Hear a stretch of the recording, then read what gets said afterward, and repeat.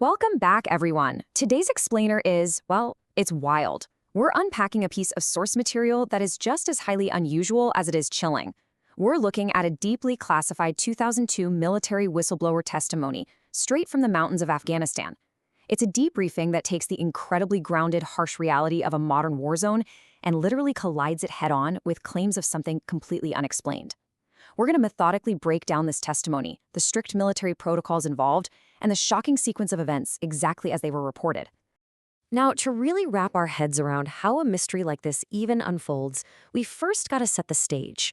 According to our source, soldiers arriving in Afghanistan are immediately struck by this wild contradiction. You have these incredibly isolated, snow-covered mountain ranges that literally look like they belong on another planet. The quote here says it all. They are vastly foreign, incredibly beautiful, yet completely unforgiving. This eerie terrain is absolutely vital to understand. I mean, out in these remote, elevated environments, you are entirely cut off from the rest of the world. The fog of war is thick enough as it is, but out there, that extreme isolation plays tricks on human perception, setting the perfect stage for an unprecedented military anomaly. So here's where our timeline officially kicks off. The year is 2002. Out in that vast, isolated Kandahar mountain range we just talked about, an entire United States Army infantry unit simply vanishes. They were just out on a routine patrol, and then absolute silence. The radios go completely dead. They stop calling in their position entirely. Now think about this in the context of modern warfare. An entire heavily armed unit disappearing on a routine patrol without a single trace or transmission? That is practically unheard of.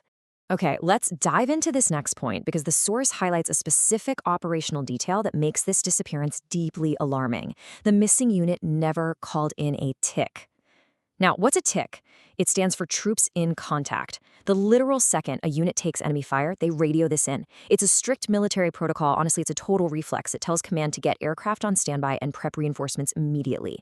Units will call this in almost prematurely just to be absolutely safe. So the absolutely crucial question we have to ask ourselves is, why didn't they call it in? For a heavily armed squad to vanish without a single soldier managing to trigger that reflexive tick over the radio, it implies something terrifying. It means whatever overwhelmed them had to have happened with unimaginable speed and absolute silence. We're talking about an anomaly so massive that the military had to respond immediately. And their response? Deploy the absolute elite, the Green Berets. To put this in perspective, you don't just lose heavily armed soldiers.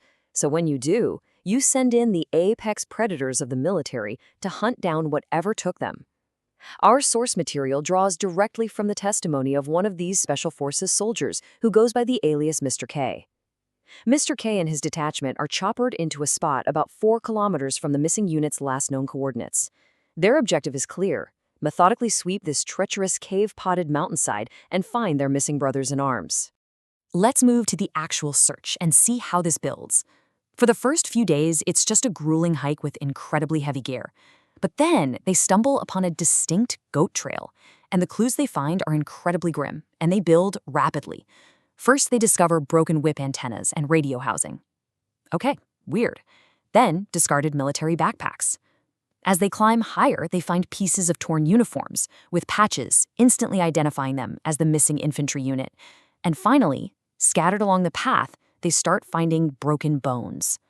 For highly trained special forces, this escalating trail of destruction signaled one definitive thing: a brutal, catastrophic ambush. Following this awful trail, the Green Berets finally reach the top. They step onto this perilous mountain plateau. Basically a flat shelf jutting right out of the steep mountainside, and it's littered with even more equipment and bones. But the real tactical nightmare here is the perimeter. The shelf is lined with these perfectly positioned dark cave entrances. Upon closer inspection, the soldiers realize these caves have steep drop-offs immediately inside. In tactical terms, we call these fatal funnels. Walking into them would literally be a death trap. Wisely, leadership orders the team to pull back and set up defensive positions facing those cave mouths.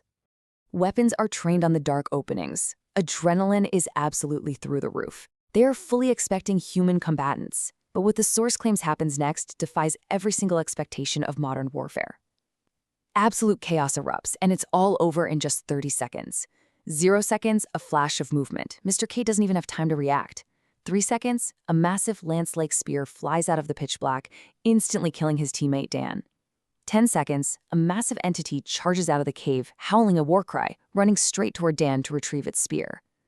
30 seconds, the elite team breaks from their sheer shock, relies on their rigorous training, opens fire, and neutralizes the target. When the dust finally settles, the team gets a clear look at what they've just engaged. And guys, to put this into perspective, to extract this entity, the military had to send a second dedicated helicopter with heavy-duty cargo netting. Why? Because the entity weighed in at a staggering 1,500 pounds. That's practically a small car. The soldiers reportedly struggled mightily just to get the thing rigged for extraction.